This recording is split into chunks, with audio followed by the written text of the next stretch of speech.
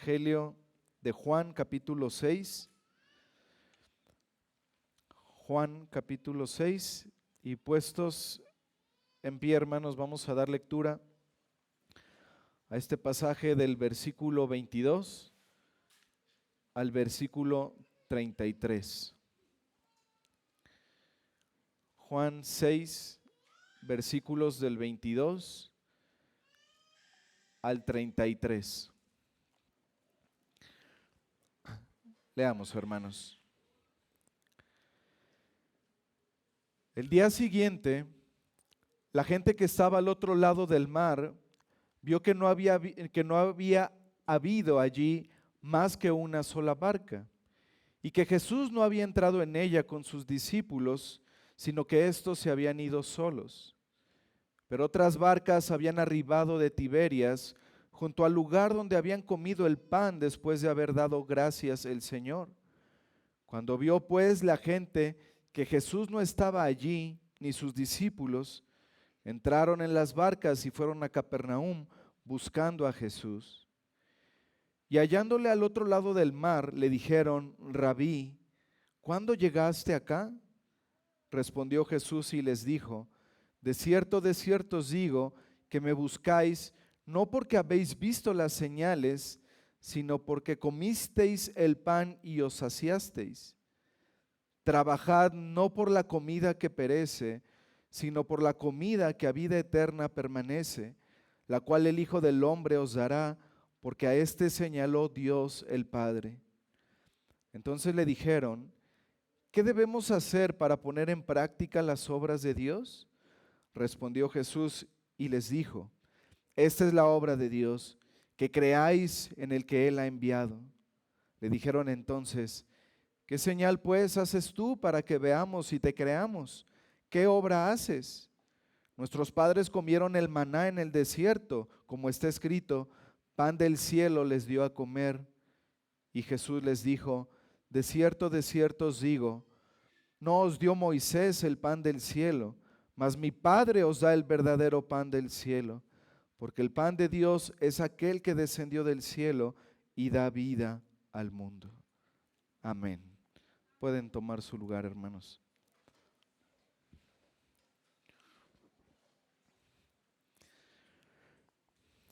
Hermanos, a partir del versículo 22 y hasta el final de este capítulo 6, todo este pasaje, hermanos, lo que resta del capítulo que hemos estado estudiando las últimas semanas, todo esto se encuentra en un mismo contexto y tiene una misma idea general. Aquí nosotros encontramos una estructura, hermanos, que está compuesta de esta manera. Hay una escena inicial que vamos a ver enseguida. Hay seis diálogos después entre Cristo y estos judíos que habían sido testigos oculares de esa señal milagrosa de la alimentación de los 5,000, y al último hay una escena final. Esa es la estructura de todo lo que resta de este capítulo 6. Y en estos diálogos entre estos judíos y el Señor Jesucristo, veremos, hermanos, que esas ideas que los judíos tenían acerca del Señor Jesús distaban mucho de la realidad de quién era Él, distaban mucho de su verdadera identidad. Y es por eso, hermanos, que en esta conversación el Señor Jesucristo les da una enseñanza de sí mismo. El Señor Jesús les va a decir a estos judíos quién era Él, qué es lo que hacía Él, con qué propósito lo hacía Él. Y esa conversación, hermanos, tenía como objetivo llevar a esos judíos a la fe. Y es algo que vamos a estar viendo constantemente, hermanos. La intención del Señor Jesús de llevar a estos hombres al arrepentimiento y a la fe, a que creyeran en Él. Esta tarde, hermanos, veremos 4 puntos. Vamos a ver la escena inicial y los 3 primeros diálogos entre estos judíos y el Señor Jesús.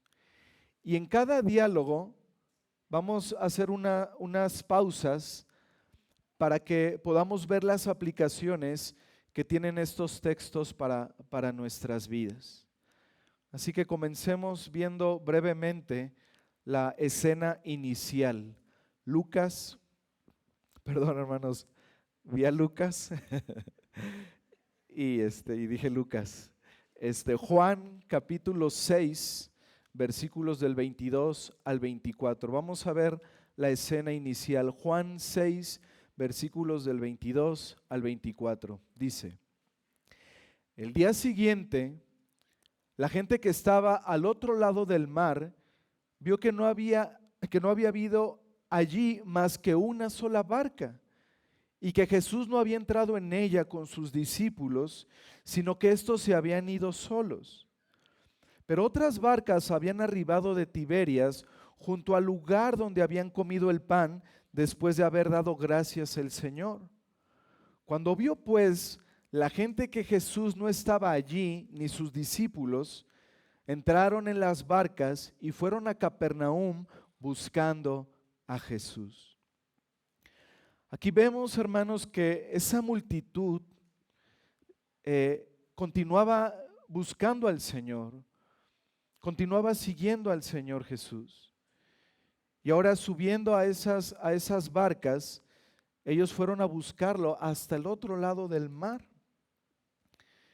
Y ahí estaba, hermanos, el Señor Jesús enseñando en la sinagoga de Capernaum, de acuerdo al versículo 59 de este capítulo 6. Y aparentemente, hermanos, es ahí el lugar donde se lleva a cabo esta conversación que vamos a estudiar. Así que veamos el primer diálogo de los 3 que vamos a estudiar.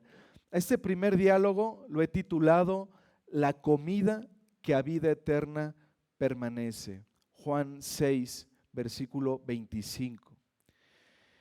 Y hallándole al otro lado del mar, le dijeron: Rabí, ¿cuándo llegaste acá? Vemos que los judíos se refieren al Señor Jesús como Rabí y le preguntan: ¿cuándo llegaste acá? Estos judíos, hermanos, tenían esa curiosidad de cómo el Señor Jesús había llegado a Capernaum sin una barca. Pero, hermanos, esta pregunta de estos judíos nos permite ver en dónde estaba su corazón. Su corazón estaba en las cosas terrenales.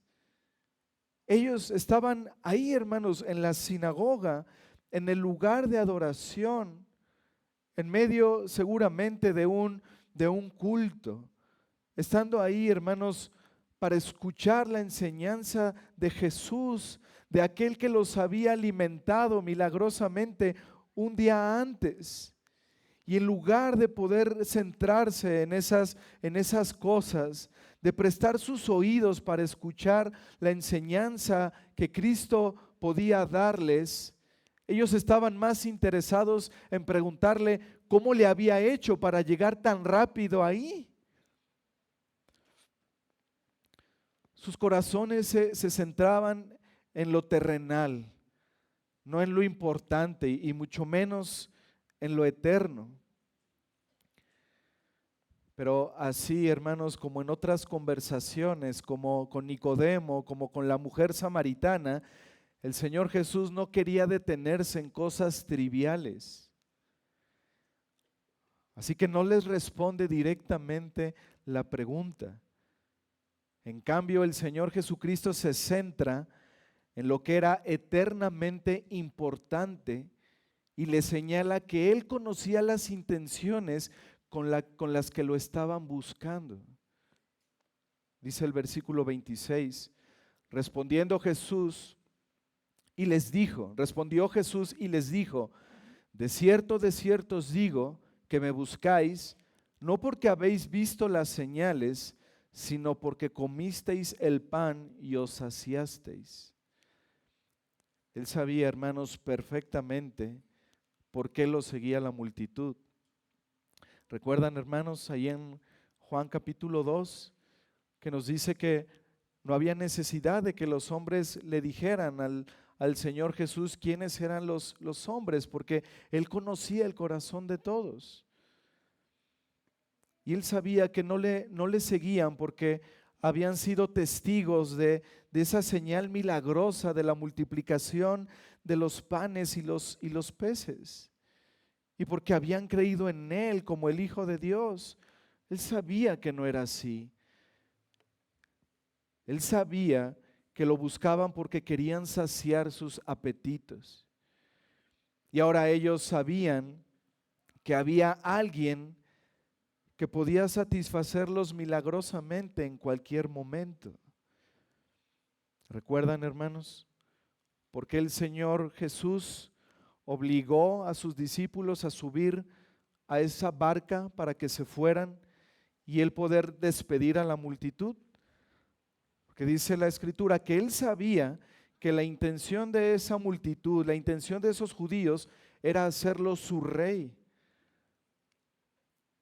Ellos no alcanzaban a ver, hermanos, a lo que apuntaba esa señal milagrosa. El propósito de esa milagrosa alimentación, que era mostrarles que Él era el Mesías de Dios, que Él era el Cristo prometido, el Hijo de Dios. En cambio, ellos lo vieron de una manera terrenal, como aquel que podía satisfacer sus necesidades de salud, como nos dice la Escritura que el Señor Jesús venía sanando a muchos.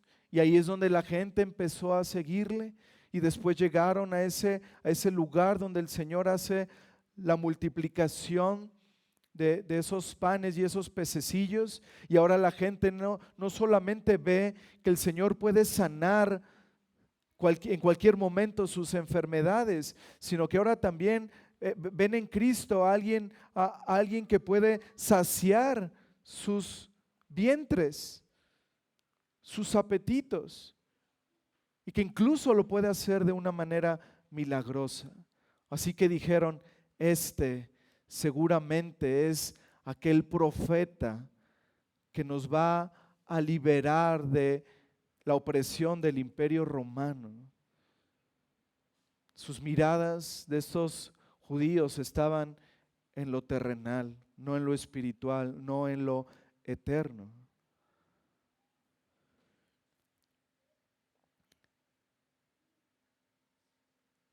Así que el Señor les deja claro, yo sé cuáles son sus intenciones. Como diría el apóstol Pablo más tarde, su Dios era su vientre, solo pensaban en lo terrenal. Pero en un acto de amor por ellos, hermanos, el Señor Jesús les señala que eso era pecado. Y no solo eso, sino que también les explica lo que ellos deberían de hacer en lugar de solo buscarle a Él para alimentarse. Y en el versículo 27, hermanos, aquí los insta a trabajar por el alimento que perdura para vida eterna. Dice el versículo 27, trabajad no por la comida que perece, sino por la comida que a vida eterna permanece, la cual el Hijo del Hombre os dará, porque a éste señaló Dios Padre.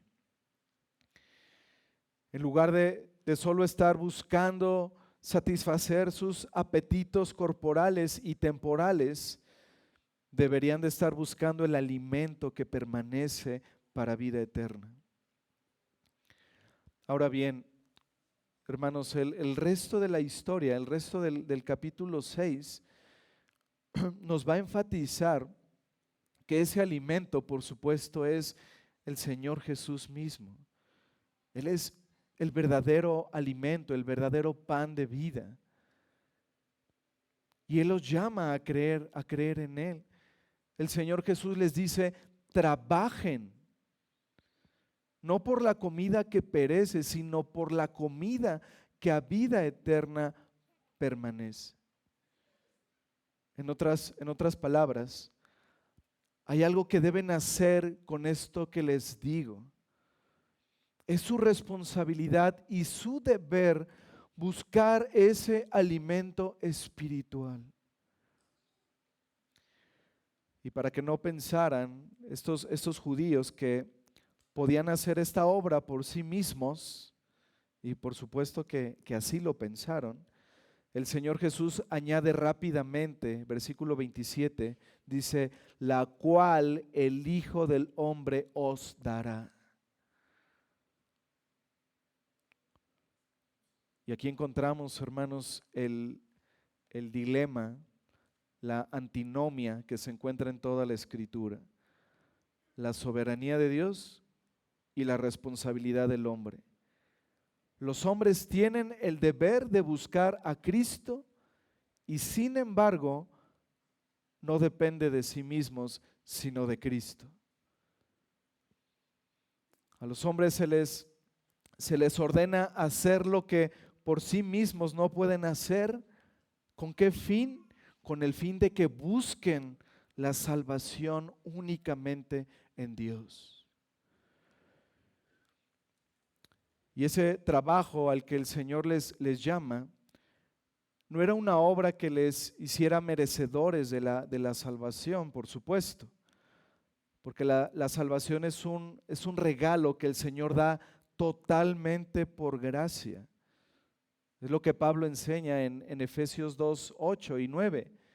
Ahí Pablo dice, porque por gracia sois salvos por medio de la fe. Y alguien puede pensar, bueno, esa fe yo la ejercí. Y sí, es cierto. Pero continúa Pablo y dice, y esto no de vosotros, pues es don de Dios, no por obras para que nadie se gloríe. Y nuevamente, hermanos, leemos el versículo 27, Juan 6, 27. Dice el Señor, trabajad no por la comida que perece, sino por la comida que a vida eterna permanece, la cual el Hijo del Hombre os dará, porque a éste señaló Dios el Padre. Hermanos, cuando el Señor Jesucristo habla aquí de trabajar por esa comida que a vida eterna permanece, lo que el Señor les está diciendo es, necesitan creer en mí. Yo soy esa comida que a vida eterna permanece. En mí. Y les deja claro esto, hermanos, al final del versículo 27, dice, porque a este señaló Dios el Padre. La Nueva Versión Internacional traduce esta última frase de esta forma, Dios el Padre ha puesto sobre él su sello de aprobación. La Biblia de las Américas lo traduce así, porque a este es a quien el Padre Dios ha marcado con su sello.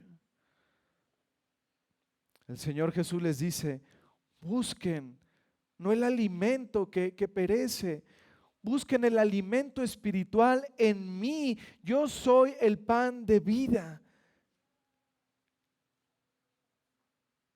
Y yo mismo les voy a dar el alimento porque yo soy esa comida. Y esto es algo aprobado por el Padre. Los hombres deben creer en Jesús porque el Padre los señaló a Él. El Padre le ha puesto su sello. Cristo tiene la aprobación de Dios como el único que puede dar esa comida que permanece para siempre. En otras palabras, solo Jesús puede dar la vida espiritual y sostener esa vida espiritual. El Padre no ha autorizado que haya ningún otro Salvador, sino solo uno, el Señor Jesucristo. el único mediador entre Dios y los hombres. Así que en esa pregunta de los judíos, en esa curiosidad que ellos tenían de cómo llegaste aquí si no había barcas, si la única barca que había la usaron los discípulos, tus discípulos. Y nosotros vimos cómo ellos se fueron sin ti y cómo te quedaste y cómo nos despediste y cómo después te fuiste a solas a la montaña a orar. Pero eso no era algo importante de responderles para el Señor Jesús. Eso era algo trivial. El Señor va al grano y les dice: ustedes me buscan porque comieron y se saciaron, pero busquen en mí el verdadero alimento, el alimento espiritual para vida eterna, porque yo soy aquel a quien el Padre ha puesto su sello de aprobación. No hay alguien más en quien ustedes deban de creer, sino solo en mí. Ahora, hermanos, veamos algunas aplicaciones de este primer diálogo. En primer lugar, vemos aquí, hermanos, que el Señor conoce el corazón y los motivos de todas las personas. El Señor conoce el corazón y los motivos de todas las personas. Como ya lo recalcamos, el Señor sabía las intenciones de esos judíos y les manda a trabajar, es decir, a creer en Él. Y hay muchos hoy en día, y puede haberlos esta tarde en este lugar, que solo buscan a Cristo por lo que les puede dar: bienestar, salud, una buena economía, y no por quién es Él. Puede haber aquí alguien que solo busca en el Señor Jesús estas cosas, que no les interesa la salvación eterna que solo Él puede dar, sino únicamente su bienestar temporal en esta vida. Y quizá podrás engañar, amigo, a los que te rodean, haciéndoles querer ver que realmente tú buscas al Señor con una intención correcta, cuando eso no es verdad. Y es posible que engañes a todos los que están a tu alrededor, amigo, pero es imposible engañar a aquel que, como citó nuestro hermano Iván, en Apocalipsis 1 se describe como el que tiene ojos como de llama de fuego. Es imposible engañar a aquel que todo lo ve, que todo lo sabe, que todo lo escudriña. Amigo, amorosamente el Señor te dice en esta tarde, así como le dijo a esos judíos: busca en mí esa comida que a vida eterna permanece. Amigo, busca tu salvación en Cristo. Él puede darte la fe y el arrepentimiento que tanto necesitas. Él puede darte esa fe para que verdaderamente le puedas conocer, para que puedas obtener el perdón de tus pecados y la vida eterna. Él es el único designado para eso. Él es el único que dio su vida en una cruz. Él es el único que pudo cumplir con las demandas de santidad de Dios, viviendo una vida perfecta en esta tierra, el único que pudo cumplir a la perfección los mandamientos de Dios, el único que fue obediente, perfectamente obediente, y el único que cumplió perfectamente los requisitos para hacer esa ofrenda que, valga la redundancia, se ofreció en esa cruz del Calvario para el perdón de los pecados.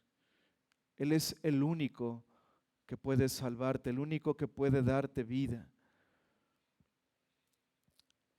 En segundo lugar, hermanos, en Cristo, tengamos cuidado de poner nuestros ojos en las cosas terrenales y en olvidarnos de las espirituales. Tengamos cuidado de poner nuestros ojos en las cosas terrenales y apartarnos de las espirituales. ¿Cuántos poniendo su mirada en las riquezas, en la comodidad, en el éxito, se olvidan de las cosas espirituales, de las cosas que realmente tienen importancia, y terminan por descuidar su comunión con Dios, su asistencia a la iglesia, el uso de los medios de gracia? Hermanos,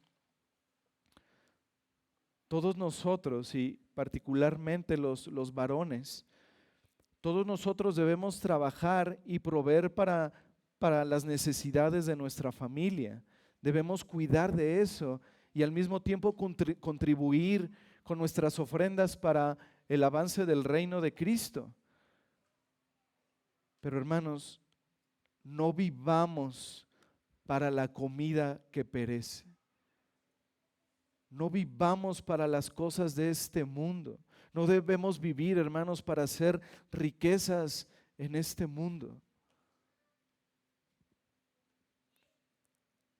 Porque donde está nuestro tesoro, ahí está nuestro corazón. Debemos cuidarnos de vivir para el tiempo y no para la eternidad.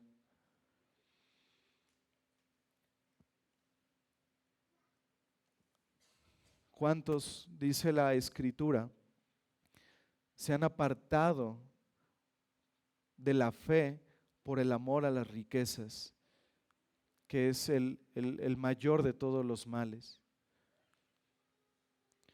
¿Cuántos comienzan a apartarse del Señor porque su mirada está en las cosas terrenales, en su bienestar, en su economía, en su salud, y olvidan las cosas que pertenecen a la vida eterna? ¿Cuántos tienen en poco el día del Señor por buscar tener una mejor economía?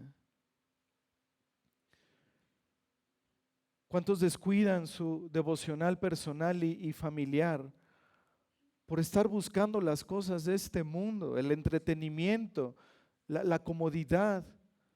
Hermanos, nosotros como creyentes no estamos exentos de caer en estas cosas. Tengamos cuidado, hermanos. Tengamos cuidado y que el Señor nos ayude. Ahora veamos el segundo diálogo. Este segundo diálogo, hermanos, lo he titulado La obra de Dios que creáis en el que Él ha enviado. La obra de Dios que creáis en el que Él ha enviado. Juan 6, versículo 28. Entonces le dijeron: ¿qué debemos hacer para poner en práctica las obras de Dios? Hermanos, estos judíos pensaron que el Señor Jesucristo les estaba promoviendo nuevas cosas que ellos debían hacer para obtener la vida eterna. Entonces ellos preguntan, en otras palabras, ¿qué tenemos que hacer para realizar las obras que Dios exige y ganarnos la vida eterna? Y vemos una vez más, hermanos, que esos judíos no no entendían. Lo mismo pasó con Nicodemo, ¿recuerdan? Un erudito que no podía entender las cosas espirituales, que no podía entender esos pasajes que él conocía a la perfección del Antiguo Testamento y que el Señor le citó. El Señor Jesús acaba de decirles que la vida eterna es un regalo, pero ellos no lo entendieron. El Señor Jesús les acaba de decir: yo soy el Hijo del Hombre. Dios ha puesto su sello en mí. Y sin embargo, hermanos, estos judíos se centran en las obras que ellos podían hacer para ganar el favor de Dios. Dicen: dinos qué quiere Dios de nosotros y lo haremos.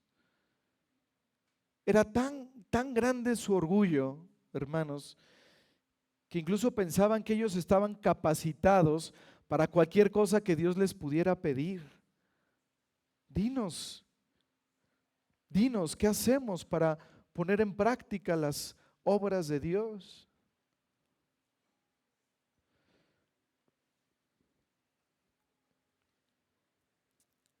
Y el Señor Jesús les responde, hermanos,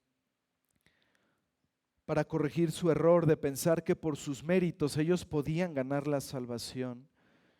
Y dice en Juan 6:29, respondió Jesús y les dijo: esta es la obra de Dios, que creáis en el que Él ha enviado. ¿Obras?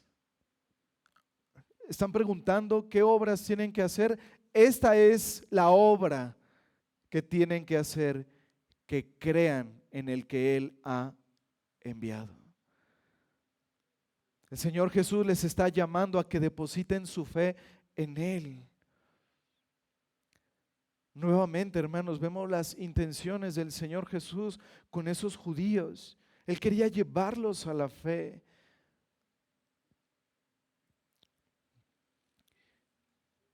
Y veamos, hermanos, cómo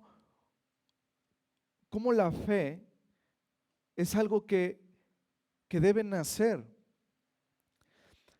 Sí, la fe salvadora es un don del cielo, como ya lo dijimos, citando Efesios 2:8. La fe es un don del cielo, es un regalo de Dios. La fe salvífica no reside en el corazón de los hombres, pero cuando Dios concede esa fe debe ejercerse. Dios no ejerce la fe por nosotros. Nosotros somos llamados a ejercer esa fe. La fe debe depositarse en algo. La fe debe descansar en algo. Y la fe es el deber de todos los hombres hacia Cristo. Lo que significa que la fe no solo debe depositarse, sino que debe depositarse en el objeto correcto, que es solo Cristo. Él es el Hijo de Dios enviado por el Padre. Él es el único aprobado por Dios para ser el Salvador de los hombres y por lo tanto el único objetivo correcto de la fe para salvación es Él. La fe depositada en cualquier otra cosa no salva, no salvará. Como dijo el apóstol Pedro en Hechos 4:12, y en ningún otro hay salvación, porque no hay otro nombre bajo el cielo dado a los hombres en que podamos ser salvos.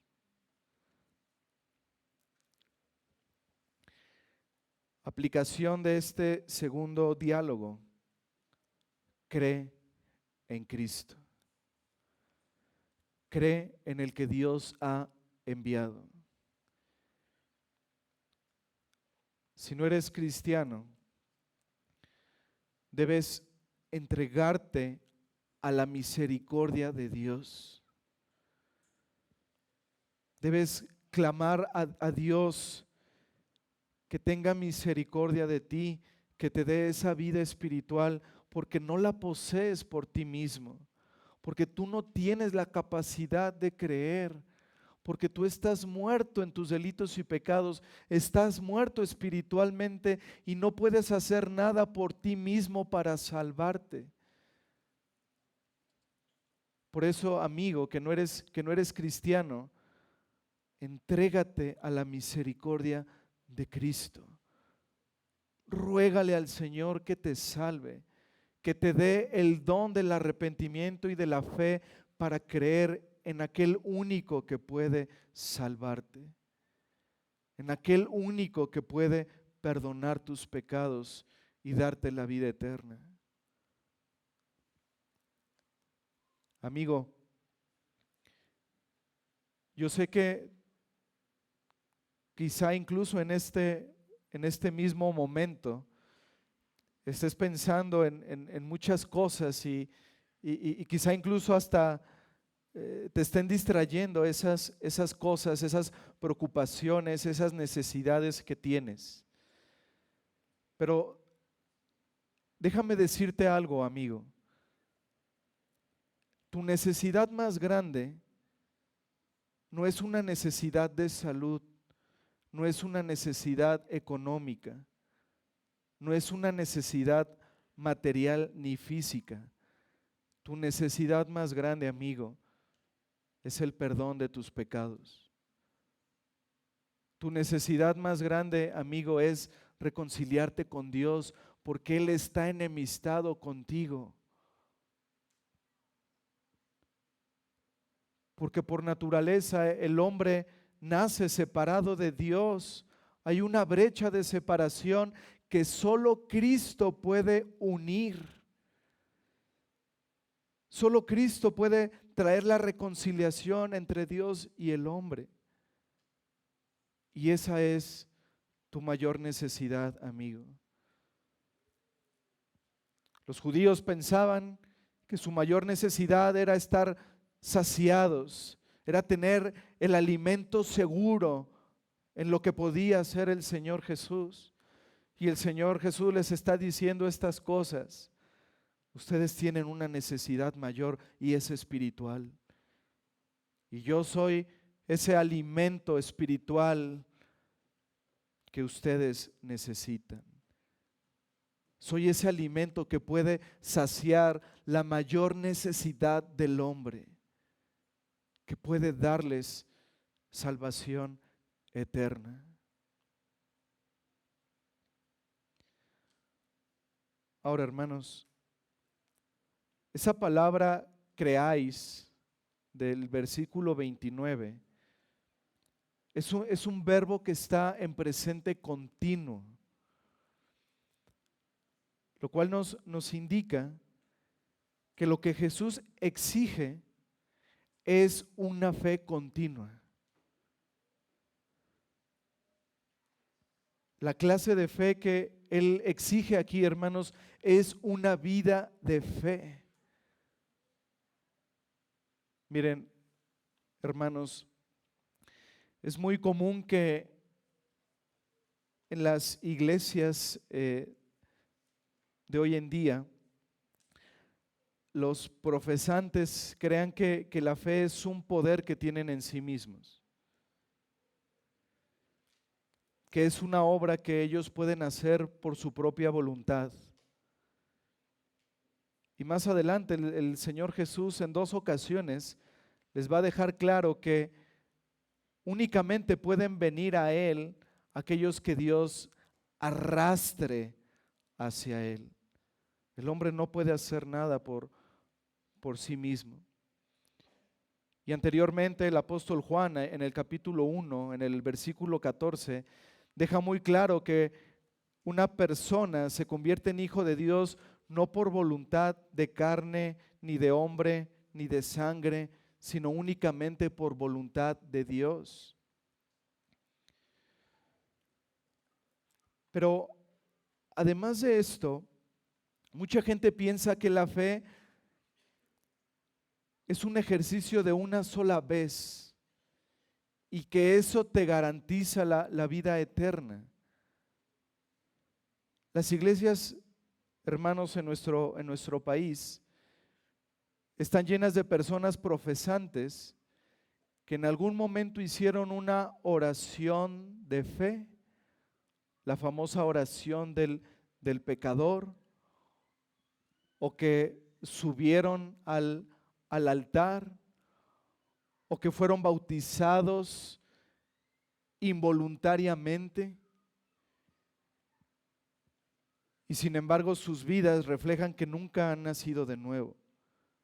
No hay fruto de salvación en sus vidas, siguen viviendo como antes. Pero esas personas están confiadas en ese acto de fe que hicieron en algún momento y creen que eso es suficiente para tener la vida eterna.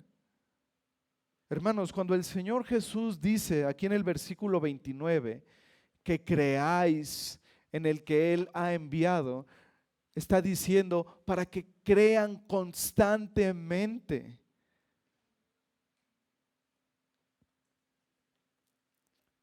Todo verdadero creyente, por supuesto, tiene un primer ejercicio de fe. Y tan pronto como creen, ellos son justificados y están seguramente eternamente seguros en las manos de Dios.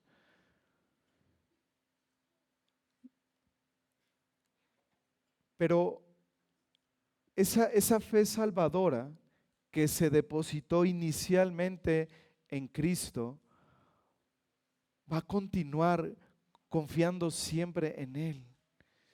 Y es lo que hace que ese creyente persevere hasta el final, su fe continua en Cristo. Es por eso que a veces escuchamos de gente que aparentemente estaba en una iglesia, que sabíamos que leía la escritura y que de repente sus vidas son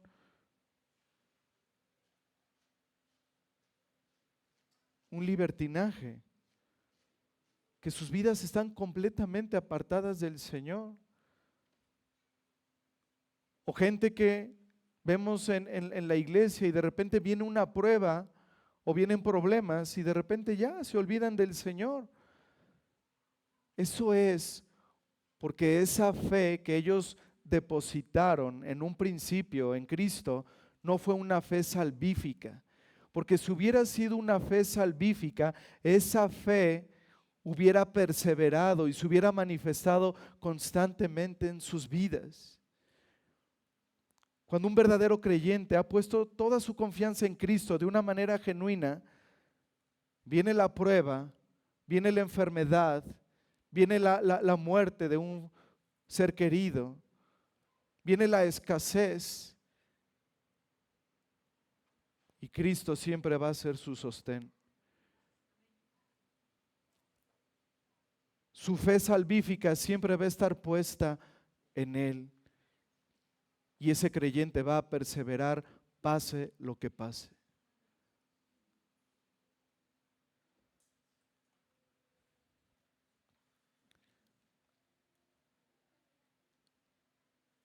Así que,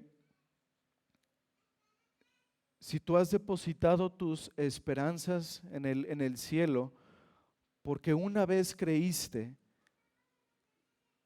pero ahora tu fe está completamente ausente, tu fe no es evidente en el amor a Dios, en el amor a tu prójimo, amigo, no te sigas engañando. No hay ninguna razón bíblica por la que debas considerarte como un creyente. Porque el Señor Jesús dice que la obra de Dios es creer y seguir creyendo en Él. Y esto se manifiesta en un amor por Él, en un amor por su palabra, en un amor por su iglesia. Si estas cosas no están, es porque tu fe no fue genuina. No has nacido de nuevo y estás en tus pecados. Cree verdaderamente en Cristo. Y es por eso que te reitero, amigo, entrégate a la misericordia de Cristo. Ruégale que te dé vida espiritual. Y vayamos al tercer diálogo, hermanos, por favor. El tercer diálogo lo he titulado El pan que descendió del cielo y da vida al mundo. Juan 6, versículos del 30 al 33. Le dijeron entonces: ¿qué señal pues haces tú para que veamos y te creamos? ¿Qué obra haces? Nuestros padres comieron el maná en el desierto, como está escrito, pan del cielo les dio a comer. Y Jesús les dijo: de cierto os digo, no os dio Moisés el pan del cielo, mas mi Padre os da el verdadero pan del cielo, porque el pan de Dios es aquel que descendió del cielo y da vida al mundo. Los judíos respondieron como solían hacerlo ante esa declaración del Señor Jesús muy contundente. Esa es la obra, que crean en el que Dios ha enviado, en el que el Padre ha enviado. Los judíos, en vez de responder con fe, responden exigiendo una señal. Una señal que certificara la verdad de lo que el Señor Jesús estaba diciendo. Querían pruebas, querían una autenticación mediante una obra milagrosa. Como dice Pablo en 1 Corintios capítulo 1, los judíos piden señales y los griegos buscan sabiduría. Aquí lo vemos claramente. Los judíos es lo que pedían, señales. Ellos fingían que si el Señor Jesús realizara una señal portentosa en ese momento, lo aceptarían y aceptarían su enseñanza. Pero eso no era verdad, hermanos, porque ellos ya habían visto las señales del Señor Jesús. Esta multitud, hermanos, que lo buscó hasta Capernaum, esta multitud es la que lo venía siguiendo desde sus enseñanzas en el Jordán, cuando vieron que sanaba a muchos, cuando vieron la alimentación de los 5,000. Ellos ya habían visto estas obras, ya habían visto levantarse a un hombre que tenía 38 años, enfermo, lisiado. Y aún con ello ellos siguen pidiendo señales.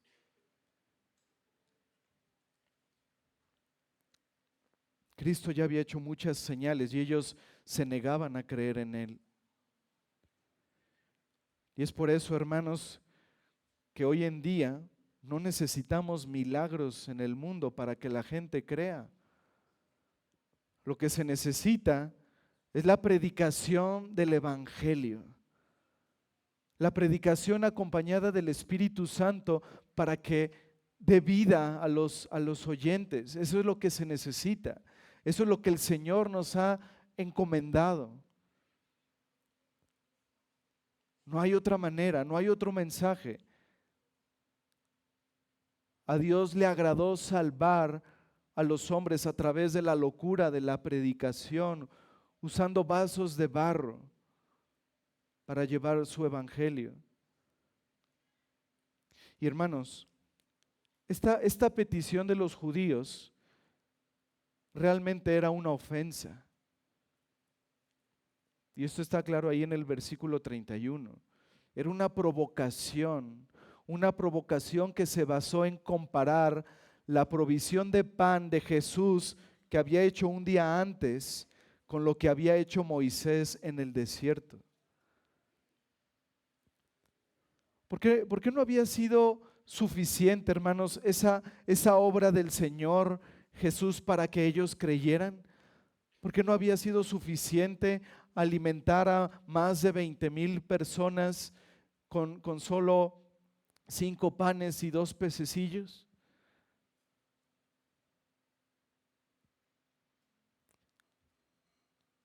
Porque los judíos, hermanos, parece que estaban diciendo algo como esto: Moisés hizo lo mismo por mucha más gente cada día durante 40 años. Tú lo hiciste para una multitud más pequeña y una sola vez. No es gran cosa. Moisés lo hizo mejor. Eso es lo que ellos están argumentando aquí, hermanos.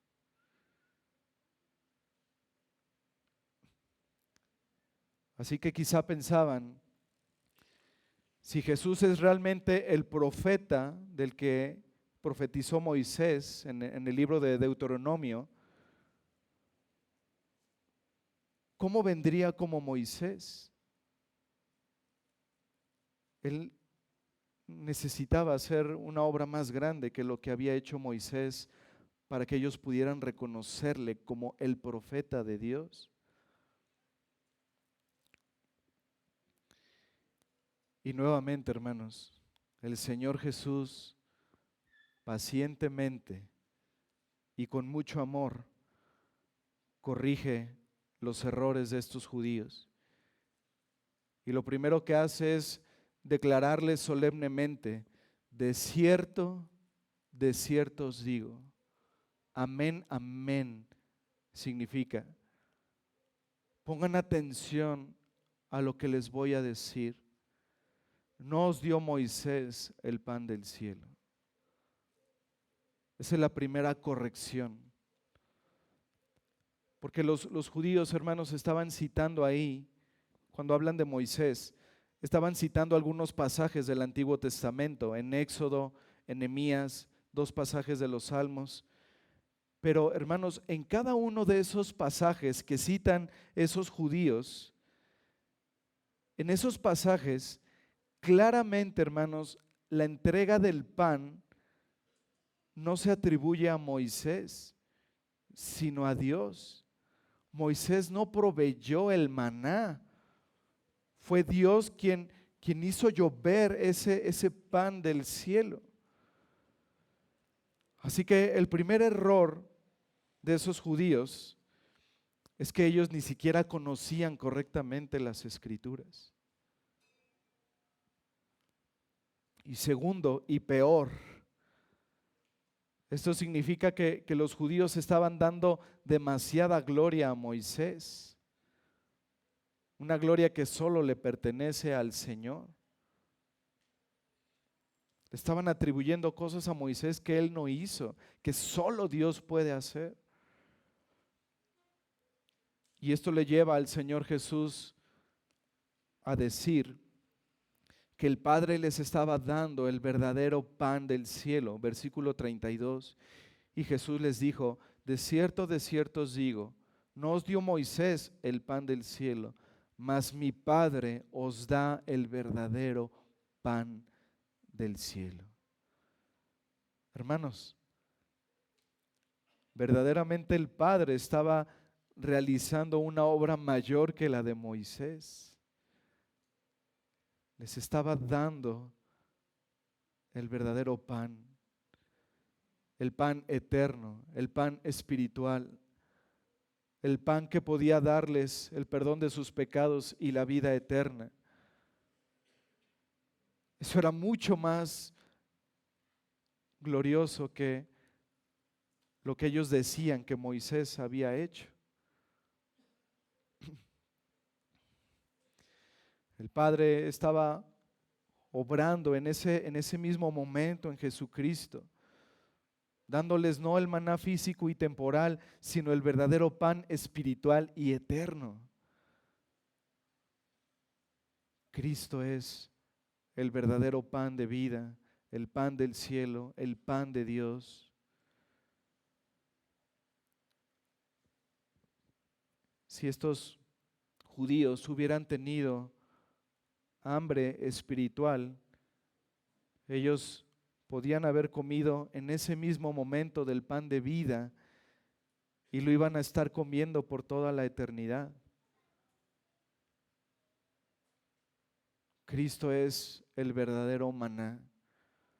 Así como el maná descendía del cielo, así el Hijo de Dios descendió del cielo, pero no para saciar los cuerpos físicos, sino para saciar las almas de los hombres.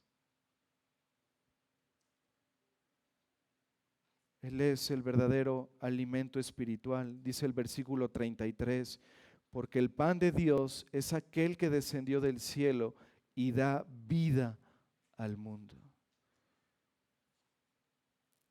Cristo es el pan del cielo que da vida espiritual a los hombres. Él es la única esperanza para el pecador, la única esperanza de vida. Y veamos las aplicaciones finales de este tercer diálogo. Demos la gloria de nuestra salvación solo a Dios. Demos la gloria de nuestra salvación solo a Dios. Hermanos, aquí hay una advertencia que es importante para todos nosotros. Es cierto, hermanos, que vemos en el Nuevo Testamento que los creyentes estamos llamados a respetar, a obedecer, a honrar, a amar, a tener en alta estima a nuestros pastores, a nuestros maestros, que debemos estar agradecidos por quienes nos guiaron a Cristo, por cada una de las personas que nos están ayudando a crecer en nuestra vida cristiana. Pero hermanos, todas estas cosas nunca deben desplazar la preeminencia que damos a Dios, el Padre, el Hijo y el Espíritu Santo. Porque solo Dios es el que salva. Si fueron salvos por alguna predicación del hermano Paul Washer, y sé que en algunos así ha sido,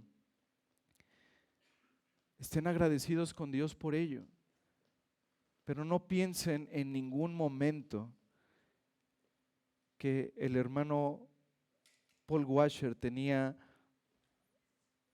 o tiene algún poder divino o sobrenatural. Hermanos,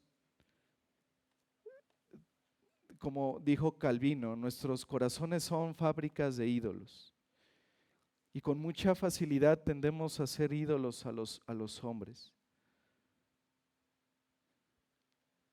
Si fuiste salvo después de leer un sermón de Spurgeon, de ninguna manera pienses que él era más que un hombre.